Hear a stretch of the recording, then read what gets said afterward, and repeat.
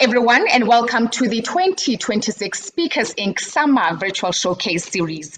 For those of you who are wondering who is this very fine specimen of a human creation, my name is Lerato Ditshego, a certified 10 out of 10, the undisputed head girl in charge. I am an entrepreneur, a speaker, and a coach. Now, today, our speaker is someone extremely special. She is leading with purpose, with heart, and a whole lot of grit. Clelland Kruger comes with over 30 years experience in human capital and L&D and is currently the head of learning and development at Metropolitan. Now, during her career, she has been the founding HR executive of a telco that went from startup to Deloitte's best company to work for in just 3 years. And just to prove that it wasn't just like she led another company that did exactly the same within 5 years. So she's worked across multiple industries, namely hospitality, education, health and fitness, FMCG, and the financial services sectors. So she has spoken at Harvard. She has dabbled in photography. She supports animal welfare causes. This woman scrambles up mountains for fun. That's right. She has conquered 13 peak 3 times because apparently one just wasn't enough. And so she brings the kind of energy that literally puts caffeine in a very, very, very insecure position. So it gives me a great pleasure to introduce Clelland Kruger. But here is a synopsis of her talk, which for me is very, very exciting. She will be talking about set fire to average. So this is a talk that is bold, it is energizing and extremely refreshing. It inspires teams to rethink how they work, how they lead, and how they live, getting them from trade autopilot to intentional action. It is built around a deceptively simple framework called FIRE, F-I-R-E. So each letter unlocks a critical element of exceptional performance. It's about how we focus, how we create impact, and how we build relationships, and of course, how we manage our own energies so that we don't burn out while we burn bright. So in a world that drowns us in distractions and deadlines and dashboards, average can creep in unnoticed until, of course, someone lights up a match. And that someone today is Clelland Kruger. And I'm so excited that she is here with us. So please, with a round of applause, give a warm welcome to Clelland Kruger. Hi, I'm Clelland, born in Pretoria, and I've lived in Cape Town for about 2 decades. If you had to describe me, things that people would say would probably be a passion for people, a love of animals, especially dogs, a great sense of adventure, and often climbing Table Mountain, and then the occasional green smoothie when I'm pretending to be healthy. I've worked in the field of human resources and learning and development for nearly 30 years. And I've worked across multiple industries, FMCG, retail, education, hospitality, financial services.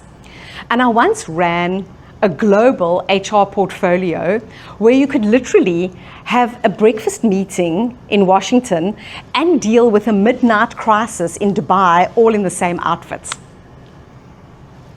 Along the journey, I've led HR and shaped cultures at many organizations. And twice, those companies have gone on to win the Deloitte Best Company to Work For survey. And that's my sweet spot, is taking companies and organizations and people from fine to remarkable. So today I'm going to share a little segment of my keynotes talk, Set Fire to Average. It's a talk about high performance and about how ordinary people can accomplish extraordinary things. So here's where I'm going to start with a question.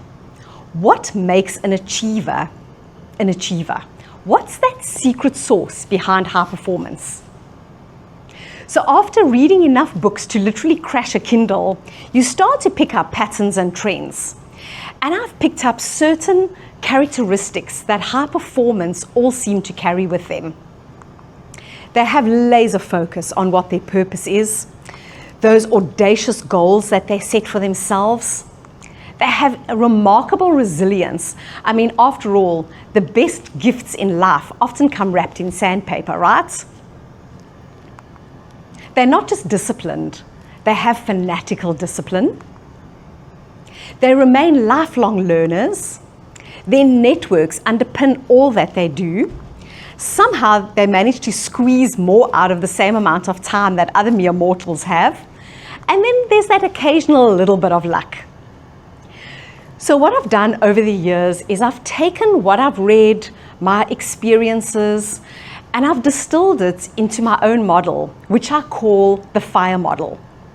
And FIRE stands for focus, impact, relationships, and energy. And it's a model that I lean on both when I'm thriving and when I'm struggling. Today, we're going to look just at the focus part of the model. But before we really get into it, I want to take a step backwards and first tell you a little bit more about my background, because it's maybe not quite what you expected. So after I finished studying, I proudly announced to my parents that I got a job as a fitness instructor. And you can imagine it wasn't quite what they had in mind when they paid for my degree, but that job soon became about more than doing the one-arm push-ups and the splits, which, yeah, I could do back in the day. I became a sponsored athlete with Reebok and with Nike. I competed, I won, and I earned South African colors. And then I took that same passion and discipline with me into the corporate world of human resources and leadership. Of course, my parents were delighted when I eventually got a real job. But why do I tell you the story? I share it with you because success doesn't always follow a straight line. Sometimes it loops, sometimes it U-turns, and sometimes it starts off with lycra and ends up with leadership. But what is important is that you find what you're truly passionate about, and then you must back yourself. Life isn't enough just to live it. You have to live for something. It's too short not to. And speaking about life being short, let's put some time into some perspective. And this part literally changed my life. The average human lifespan in weeks is only 4,000 weeks. 4,000 weeks, your entire life. So let's make it a bit more real. If you had to take your age and multiply that by 52, you would get how many of those 4,000 weeks you've already used. Take your answer and subtract it from 4,000, and that's what you've got left. I don't know what you have left, but for me, it's only 1,000. But I bet for most people, what you have left is significantly less than what you've already used. And I did this exercise a couple of years ago, and it literally hit me like a lightning bolt. And I made a decision on that day that never again would I spend my time. I would invest it. Every day, every choice, every habit would count. I love this expression that says, if you want to get somebody to run, give them something to run to, not to run from. And that's where focus really begins. It doesn't begin with to-do lists and planners. It begins with a why that pulls you forward. So what is your why? My why is my personal passion statement, which is to be the lighter of flames, the lighter of fires and the igniter of flames. And sometimes it means just a little spark, which can become an ember. Sometimes it's lighting a fire under somebody's backside to truly get them going. And other times it's just sharing the light from my own candle. Then every year I set goals, not fluffy New resolutions type goals, but goals that maybe scare you a little bit and exhilarate you. This year, one of my goals was to become a better public speaker. And I'll share something with you that not a lot of people know about me. As a child, and that is me as a child, I stuttered badly. I couldn't even say my name in class, let alone string together a whole sentence. And at break time, I used to hide under the staircase, terrified that somebody would actually come and ask me a question. And yet today, I get to stand in front of crowds of people, MC events, and deliver keynotes. That's not luck. That's focus. That's having a clear goal with a burning why fueling it. But something is stealing our time and our focus every day, every moment. Your cell phone, your weapon of mass distraction, the endless scrolling, the dopamine drip, the cat videos. I mean, TikTok as an example. That's enough content to last a lifetime that we see every day. In fairness, the developers of the app did warn us when they named it TikTok, because your life is literally ticking away while you're scrolling. And don't even get me started on something like Temu and that compulsion to keep spinning that wheel. I mean, I remember the once I went in for a cell phone cover, and the next thing I had an entire shipping container headed towards my address. But it's not all your fault, because all of these apps and social media is created with a tech that is the same tech that is used in casinos and slot machines to create addiction. It's called persuasive design. Do you know that on average, people are estimated to spend 17 hours a week on social media and scrolling? I actually think that that is probably an underestimation. It might even be more than that. But imagine what you could do with 17 extra hours every week.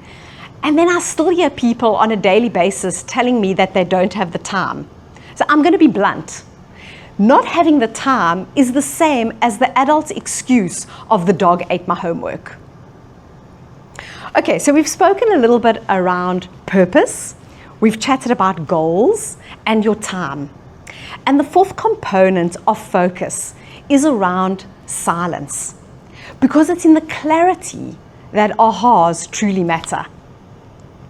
Your brain needs silence, solitude, and stillness. Novak Djokovic was recently interviewed about his routine and how that supports him to be one of the tennis greats, an absolute legend. Guess what? He doesn't wake up in the morning scrolling through Instagram. He wakes up and performs a daily meditation. So I'm not the kind of person that can sit cross-legged in a lotus position. My legs were just not made for that level of origami. But where I come alive is when I'm in nature. And that's where my ahas happen, where my mind resets itself, and where I fill my soul. So your place of focus might not be the same as mine, but what you need to find is where is your place where you can allow your mind to breathe. Confucius once said, "The man who chases 2 rabbits catches none." And focus will help you catch the one that matters. So that's a little bit of my FIRE model, looking at the focus. It tells you who you are, how to use your time, how to quieten your mind. Your next questions are around your impact. Who are your people, and how do you actually show up? It's the next 3 components of the model: impact, relationships, and energy. So I hope today whet your appetite enough to want to find out a little bit more about the FIRE model so that you too can set fire to average. Thank you. Thank you very, very much, Clelland. That was a beautiful, beautiful keynote. I can't wait to dive into a couple of questions. Everything that I was reading about you is so energized. I mean, mountains, animal welfare causes, photography, and then you still head up a whole department. So where on earth does the energy come from? Please do share, because I need a dose of that. I think people often ask me that question, and they're often waiting for the battery to run dry, but the battery just kind of never runs dry. And I think, I'm lucky that I do have a healthy body and a healthy mind, but I also work hard to keep it healthy. And showing up with energy is a little bit easier when you do have a healthy mind and body. But I think how you show up is also a choice. And it's something that started off as a choice and has with time become a habit, and now is just a way of life. And, some days your energy levels are not always the same as other days, but I think what I very much live by is that show up with 100% of what you have to offer. So my 100% today might be 50% of my potential, because that's all I have to offer, but my 100% tomorrow might be 80% of my potential because I've got more to offer. Yes. So if I were to ask you to say, if you were to share with us just a day in the life of Clelland, from how you generate that energy, does it start with, waking up in the morning? Because I know a lot of people who wake up with great intention in the morning and start off their day with water as opposed to coffee that's going to crash you after midday.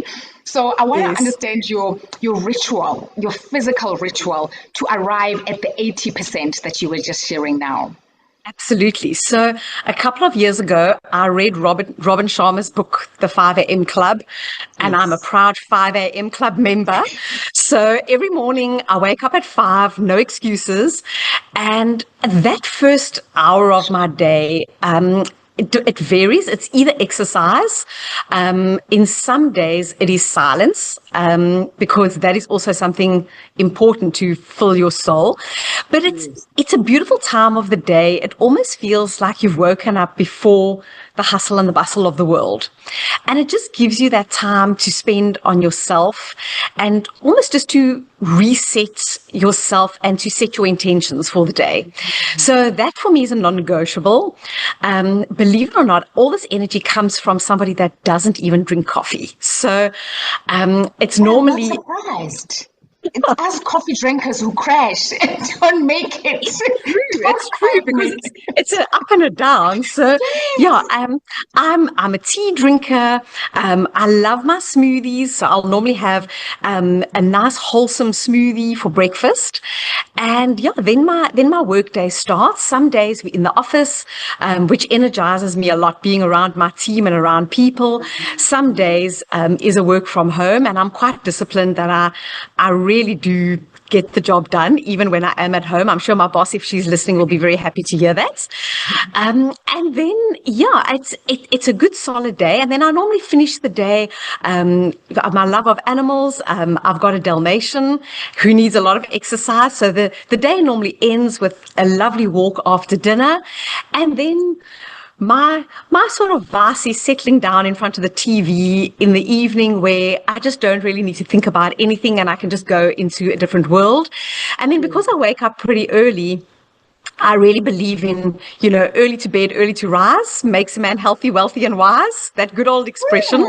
So probably by about 9:30, I'm in bed.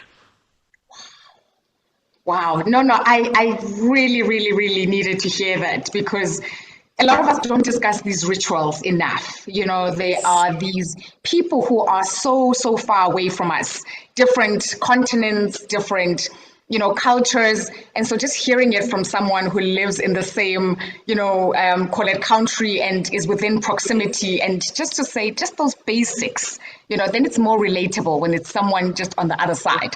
So thank you for sharing that. Now, there's a lot about you that I said, of course, that is very, very active about in terms of your lifestyle. Can you share perhaps a surprising element about you that most people here wouldn't expect? So I know you did share it in the introduction, and I'm a big hiker. I used to run, and, I think you've also got to make peace with things. I developed a really bad injury, had to have ankle surgery, and my running shoes had to get hung up. And then I found another passion, which is hiking. But my friends always laugh at me and they go, no, what you do is not hiking. It's more bouldering and scrambling. So yeah, I quite enjoy that little bit of adrenaline rush and the little bit of adventure. I'm not afraid of heights at all, which of course helps. So most weekends, you'll find me on Table Mountain, doing all sorts of hikes, which are quite technical hikes and take quite a bit of concentration. Like I said, quite a lot of exposure to heights, sometimes narrow places that you need to scramble through. But yeah, that's something that really fuels me and excites me. So Cleland, I know you live in Cape Town, and I lived in Cape Town some few years ago. And you know that little stretch from Loop Street? No, it's Long Street into Loop Street, I think it is, by Oranjezicht. Yes. Just that little incline there was for me a whole hike. So, oh my goodness. Oh, I was the fittest I have ever been because I was a student at the time. So an Uber wasn't really around. It was so many years ago. It wasn't even there, you know. So, yes. So I got my fair share of hiking in a way. So I'm really, really inspired by your authentic hiking and that very technical, side of it. Now, looking at your FIRE model, the framework, can you tell us which of these, from the FIRE, which of these do people usually struggle with the most, and why do you find that is the case? I think people all have strengths and they all have struggles. And it's different for different people.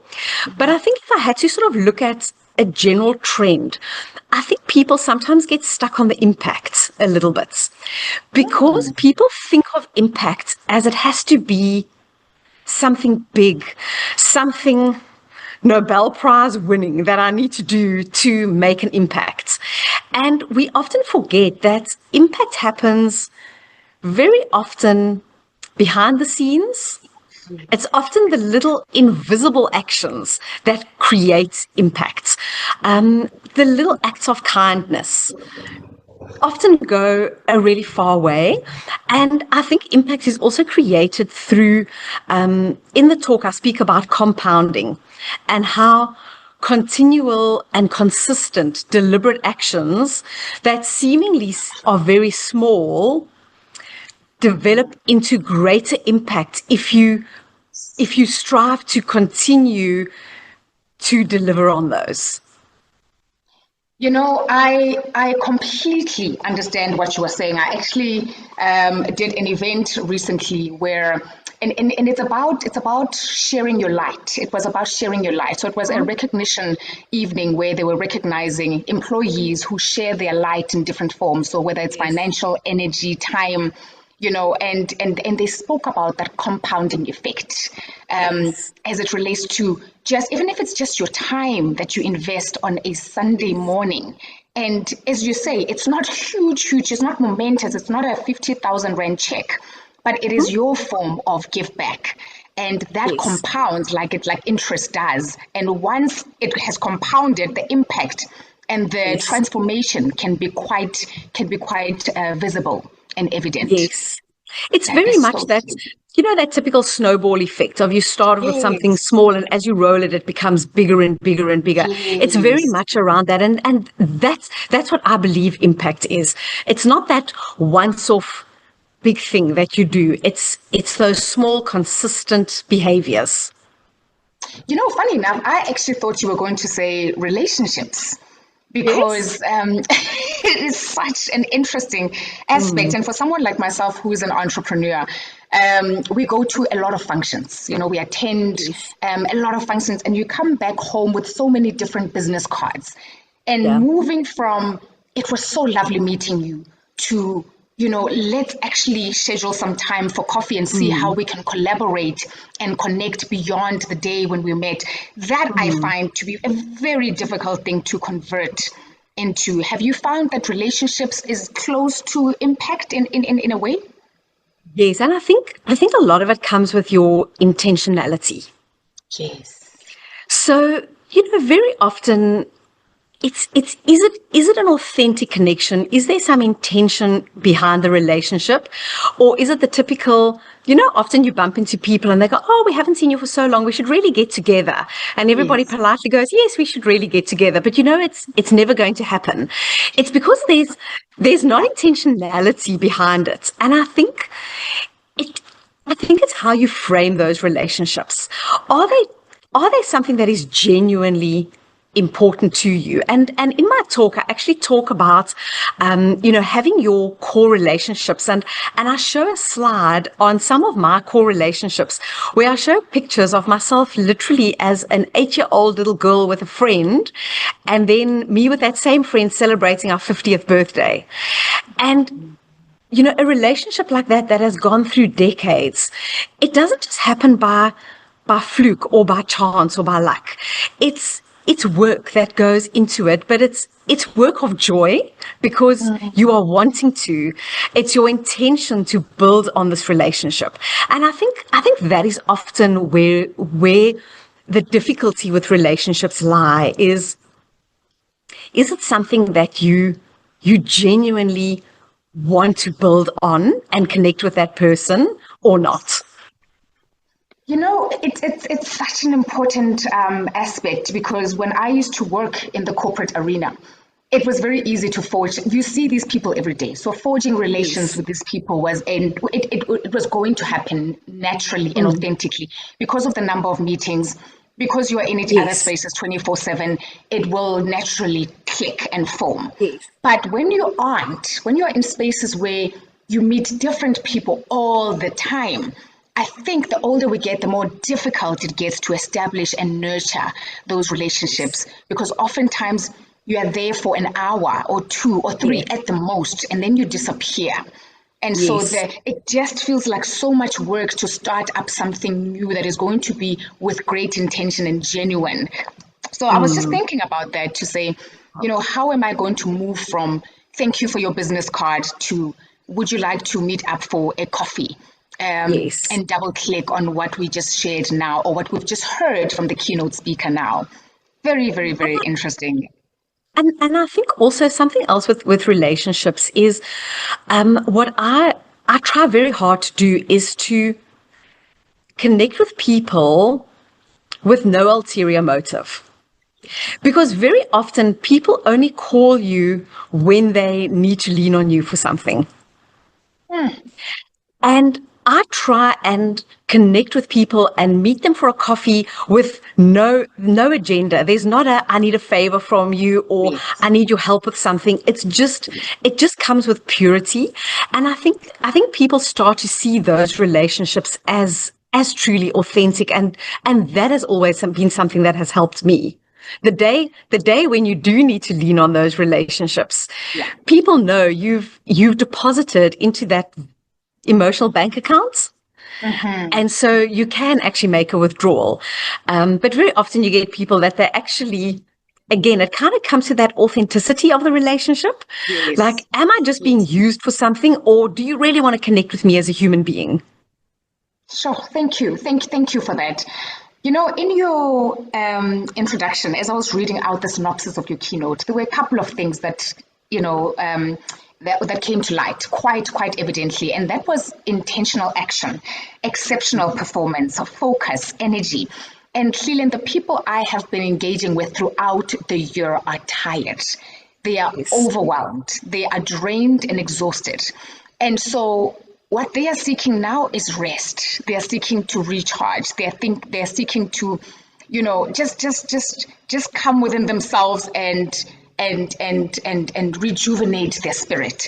So how does one burn bright consistently without burning out? Because as I said, these are not conversations and people who I am meeting at the end of the year. They are people that I've been engaging with throughout the year. So you meet someone in April and they tell you how exhausted, how drained, how tired they are. And all they seek is the triple R's. So how do they burn bright consistently without burning out? I think it's something that we all struggle with, because there's so much happening, and we're living in such a fast-paced world with so many external stimulus, and there's so much demand on us. It's work, it's children, it's your, it's your career, it's your family, it's your hobbies. We're being pulled in so many different directions, and we only have so many hours a day. So I think in my talk under focus, I speak about as well your intentionality around your time. And sure, in the evenings, I sit and I watch some mindless TV sometimes, and that's my downtime. You can't, not necessarily every moment has to count, but you also don't want to get to the stage where you're spending time on things that are not really adding value. So in focus, I talk about the endless scrolling on social media and how you can just get hooked into that so easily and spend a lot of time actually tiring your brain out, but not adding any value. So I think that's one element. The other element, which is really important, is that your mind and your body needs that rest. No athletes train 7 days a week. They have a rest day off, and that rest day is as important as a training day. And we do that for our bodies, but we don't always do that for our minds. But our minds are also a muscle, and they also need to rest. So finding that place where your mind can breathe. And for some people, it might be something like meditation. For some people, like myself, it's my time on the mountain, where although I'm hiking with people, I'm always managed to hike in such a way that I let some people go ahead of me, some people are behind me, and I find myself alone in the middle where I can just be at one with nature. And those are the things that actually replenish your fuel supply, if I can put it in that way.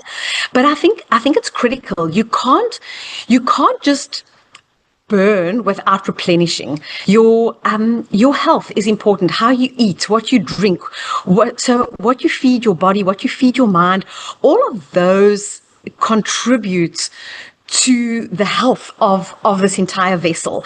And you can only show up with that energy in a looked after vessel. Absolutely. I met someone who spoke about establishing and being very protective over your community. So Yes. so over and above the mental aspect and the physical aspect, there is the importance of building yourself a very solid community of people that will help out as and when you journey this life. And I think it's very difficult to do that in today's time, because how we connect also isn't as authentic anymore. We Yes. don't reach out to each other as much as we used to. We don't make time for the community as much as we need to. And so when you do need help, you feel like you are bothering people, or you are asking for too much, because you haven't nurtured those relationships. And so it's then very easy to then say, you know what, I'll do it myself. Actually, I'll just cancel this and I'll prioritize this. So I think the building of community is such a pivotal aspect. And I'd like to hear it from your side, actually, as it relates to the importance of community and the role that it plays in our well-being. Very much so. And again, that's probably part of the relationship, part of the FIRE model. And I use a beautiful example in my talk where I speak of the California redwood trees, which are the biggest trees in the world. They are higher than the Empire State Building. They are so massive, it can take up to 16 adults standing arm in arm to go around one tree. So you'd think that a tree that is so big has got a very deep root system. And they don't. Their roots are incredibly shallow. And what happens is the roots actually intertwine. And it's the supporting of how the redwoods support one another that keeps them standing strong. Ooh. And I think it's such a beautiful way to explain relationships, because you are not an island. You need people. And like I spoke about the emotional bank account earlier, you've got to give to people. Sometimes you'll ask, so you make the deposits, you make withdrawals, but at the end of the day, it's this network that actually intertwines with one another that supports you. And we cannot go it alone. But relationship starts with a relationship with yourself. And that relationship with yourself, in my opinion, is around, like I said, that healthy vessel, looking after yourself, your mental wellness, your physical wellness, your spiritual wellness, so that you are able to be a strong enough root to intertwine with the next person's roots, and they will hold you up as much as what you hold them up. Yes. Oh, being physically, mentally, and emotionally available to yourself first. It's the notion of filling up your own cup, right? Before you are able to then fill up others as well around you, which is then the community, as you say. Yes. All right.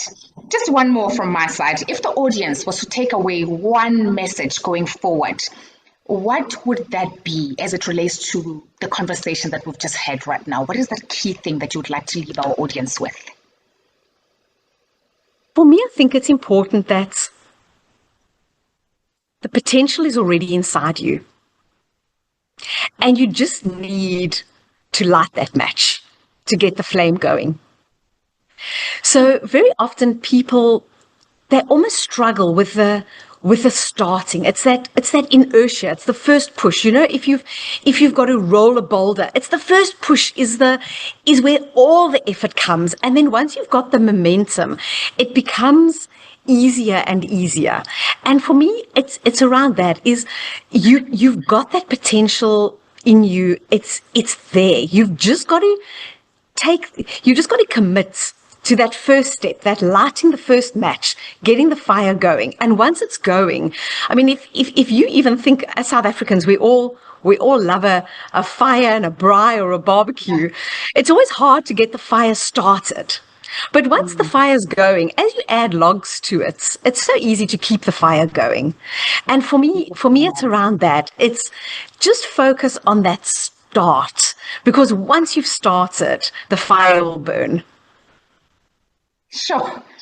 That is solid advice. And so I'm going to ask this one just to double click on that, because this is personal for me. Yes. That starting point, that lighting up the fire point, what is it going to take? Because it's so easy for a lot of us to excuse it or delay it, you know, or to wish it away somehow. Oh, perhaps, Clelland, you start, which is what we're seeing in a lot of the gyms around the country. We start that first week. We are there. We've got the momentum. We are present. We've bought the new gear. You know, we've got the tools, the new water bottle. Everything is new. We are investing in the starting line. Yeah. And then week 2, it fizzles out. Yes, the energy, the passion, it fizzles out. So some of us perhaps can start, but the momentum is where things fall apart. How then do you engage those who fall apart during the course of momentum? Look, no one said it was going to be easy. I think you've got to reframe it in your mind, and it's hard. And when you stumble, you haven't failed. You're in the process of learning, and you've got to look at the win again to go, I stumbled, or I fell off the wagon, or I started well and then it fizzled out. I'm going to start again. You haven't failed. You're just trying again, and commit to that. But I also think that your why, your reason for doing it, is something that you really need to give good thought to go, why am I wanting to do that? And if that desire, if that why is articulated clearly enough, I recommend writing it down and revisiting it regularly, and not just asking why once, but asking why again and again. So I want to go to the gym. Why? I want to be healthy. Why? Oh, because I want to be able to do things with my friends. What things? And so you've got to actually dig into it until you really get to the core of what is your reason for wanting to do this. And that has to be stronger than the quit.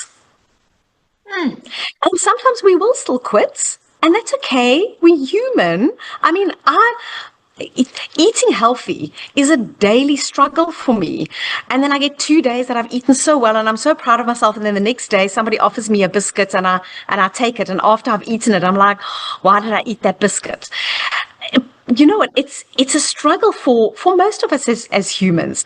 But you've just got to get back to center again and go, I'm going to try again tomorrow, and go back to your why and go, this is why I'm doing it. And I'm going to get back on the horse again, and I'm going to continue on the journey. I love that. So it's okay to drop the ball, but Absolutely. get back on. It's okay. Yes. There was someone who said it's okay to have a bad day, but not 2 bad days in a row. So I Exactly. love that. Exactly. It's okay, but not 2. Yes. Yes. Oh wow, Clelland, this has been such an amazing fireside chat with you.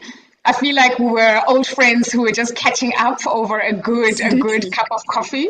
So thank you very much for your time. You were absolutely wonderful. Thank you for your nuggets, your insights, and I wish you a wonderful, wonderful day. Thank you For so those of much. It was you, so easy to chat to you. Thank you. it is a pleasure. Thank you very, very much. For those of you who are watching and you would love to know more about Clelland, please visit www.speakersinc.co.za. And of course, if you want to book this wonderful woman, please email info@speakersinc.co.za. Once again, my name is Lerato Ditsejo, and thank you for watching.